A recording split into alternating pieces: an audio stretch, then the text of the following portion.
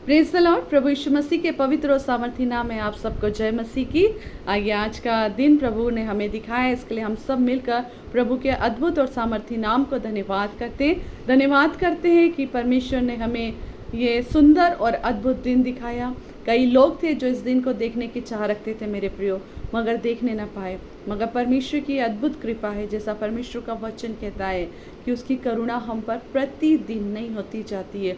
उस करुणा के अनुसार उसने आप पर और मुझ पर ये दिन दिखाने के लिए अपना प्रेम प्रकट करा, ताकि हम अपने परिवार में, अपने लोगों के बीच में, अपने अजीज़ों के बीच में आशीषित रहें और आनंदित रहें। प्रभु का हम धन्यवाद करते हैं कि हम जिंदों की ज़मीन पर जिंदे पाए जाते हैं। आइए परमेश्वर ने आज के दिन जो वचन हमें दिया है, हमारे जीवन में आत्मिक उन्नति को बढ़ाने के लिए, मनन करने के लिए, वो वचन पाया जाता है रोमियो की पुस्तक, उसका 12 अध्याय और उसकी 12वें पद में इस तरह से लिखा है, आशा में आनंदित रहो, आमीन। क्लेश में स्थिर रहो, प्रार्थना में नित्य लगे रहो। Praise God. प्रभु का बहुत धन्यवाद करते हैं इतने सुंदर वचनों के द्वारा। आज परमेश्वर आपसे और मुझसे क्या बातें करते हैं, आप और मैं प्रभु के अनुग्रह में सीखने पाएंगे। हालेलुया। प्रभु का वचन कहता है, आशा में आनंदित रहो। मेरे प्रियो, जब हम अपने जीवन में किसी काम को करने के लिए जब आगे बढ़ते हैं और चारों तरफ से निराशाएं आती है, हालेलुया, और हम अपने आप को अकेला महसूस करने लगते हैं, मगर हम सोचते हैं कि अब हमारे पास कोई भी समाधान नहीं है, मगर हमारे पास एक समाधान, एक ही हल है, और वो प्रभु यीशु मसीह है। क्योंकि वो कहता है कि आशा में आनंदित रहो। प्रभु का वचन कहता है, दाऊद को उसने कहा कि मेरी निराशाओं में तू मेरी आशा बना। हालेलुया। दाऊद अपने वचन में इस वचन को हमको बताता है कि हम जिस तरह से दाऊद अपनी निराशाओं में आनंदित होकर के उसकी आशा में बढ़ता गया, उसी तरह हम भी अपनी निराशाओं में नहीं, परंतु प्रभु की आशा में क्या रहने पाए, आनंदित रहने पाए। और हम सब के पास एक ही आशा है, और वह आशा हमारी प्रभु यीशु मसीह है। जब भी हमें ऐसा लगे कि हम गिरने लगे, हमारा प्रभु अपने अनुग्रहकारी वचन के द्वारा हमें खड़ा करता है। ये हमारी आशा है। हमारी आशा है कि हम प्रभु के साथ उस अनंत राज्य में वास करेंगे। ये हमारी आशा है। हालेलुया।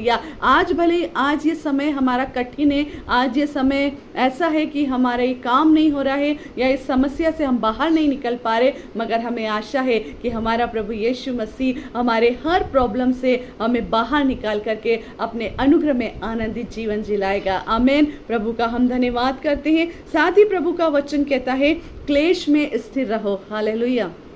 मेरे प्रियो, आज के समय में हम अच्छे से जानते हैं, हमारे आसपास, हमारे बाहर, जब हम घर से बाहर निकलते हैं, हमारे घर के बाहर या हमारे शहरों के बाहर, जहाँ कहीं भी क्लेश है, लड़ाई है, झगड़ा है, मगर जब हम प्रभु यीशु मसीह की संगति में रहते हैं मेरे प्रियो, हमारा परमेश्वर उस क्लेश में भी हमें स्थिर रखता है। भले हमारे आसपास कितना भी माहौल खराब हो, चाहे हमारे आसपास कितने भी लड़ाई झगड़े चल रहे हो, चाहे कितना भी युद्ध हो रहा हो, मगर प्रभु उस क्लेश में भी हमें स्थिर रखता है। क्यों रखता है? क्योंकि प्रभु का वचन कहता है, हम क्लेश में पड़ करके दुख भोगने वाले और विपत्तियों में पड़े रहने वाले लोग नहीं, परंतु प्रभु यीशु मसीह के वचन के द्वारा हम जय पाने वाले लोग हैं। तब परमेश्वर पिता हमारे जीवन के हर एक क्लेश में, हमारे जीवन के हर एक युद्ध में, जीवन की हर एक परिस्थितियों में, जीवन की हर एक कठिनाइयों में हमें स्थिर रखता है। और स्थिर आप और मैं काई से रह पाएंगे, और वो वचन है जो जिसके द्वारा आप और मैं स्थिर रह सकते हैं। हमारे पास कोई ऐसा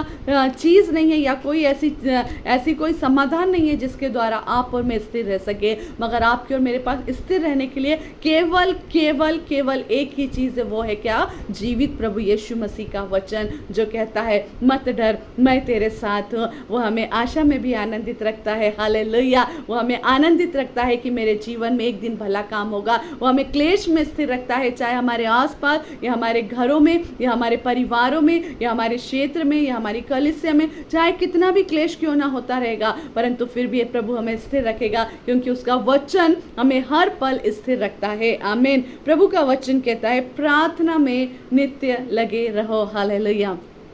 कितना अद्भुत वचन है प्रभु का, कितना अद्भुत वचन है। प्रार्थना में नित्य लगे रहो। पहली बात कहता है, आशा में आनंदित रहो।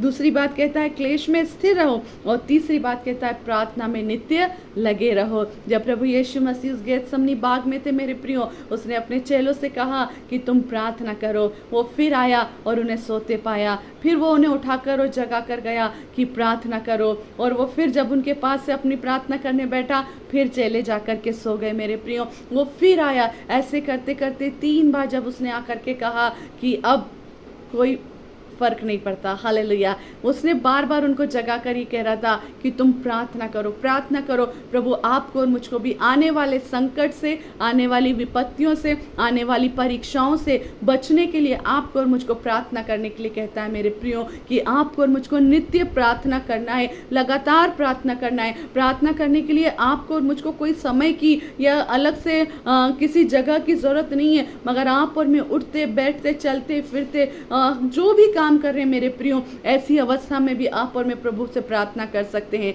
प्रेज गॉड, प्रभु का धन्यवाद हो। आज परमेश्वर आपको और मुझको ये बात को सिखा रहे हैं कि आपको और मुझको नित्य प्रार्थना करते रहना है।